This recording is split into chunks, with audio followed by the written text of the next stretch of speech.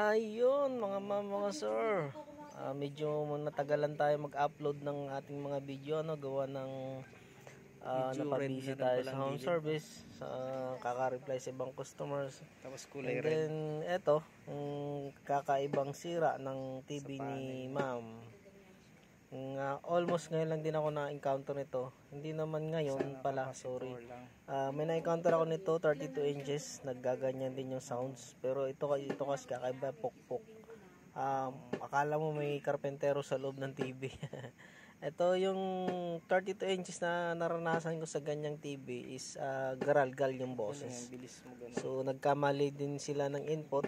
Nagkamali ng, lalo na pagka magbibideo kaya warning nyo dyan sa warning nyo dyan mga ma'am, mga sir, ay inspection nyo yung RCA jack ninyo kasi minsan may shorted yung RCA jack. Nag-short, so another gastos sana ito kay ma'am, kasi nasira na yung audio system ng kanyang TV.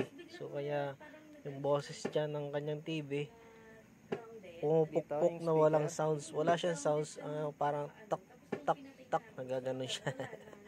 So mino-voice over ko lang dito merong maririnig nyo dyan sa isang audio na gano'n nga yung boses niya na lumalagatok lang, akala mo may karpentero sa loob.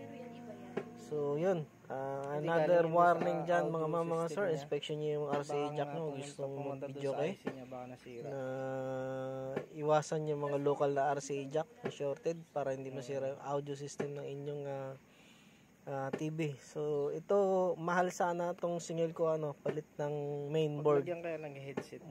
Maabot ito ng may headset ka ba dyan? 5K pataas. So dito laking tipid ni ma'am kasi taga Kawit Cavite lang ito, taga Imus na ako. Yan po yung kanyang main board. Nagsuggest ako dyan sa kanya na mag smart box. So meron tayong stock na smart box, medyo nakalahati yung nabayad niya dyan. So binalikan ko pa yan si ma'am agad-agad kasi medyo malapit lang Kawit, tapos ako is Alapan Tubi lang, malapit lang ako sa Lancaster, Imus Cavite. So yun, naggawa yung TV niya sa pamamagitan ng pagkabit natin ng smart box, stock natin na smart box. So yun, laking tipid isa gumastos siya ng ganong halaga. Yun, so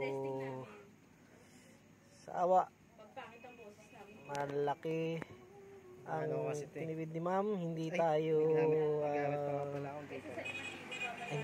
nag-pera-pera lang na sinasabing palit ng board. Pwede pa naman nating gawa ng paraan sa murang paraan. So pumayag naman si ma'am, so okay na yan. Maraming salamat sa panonood.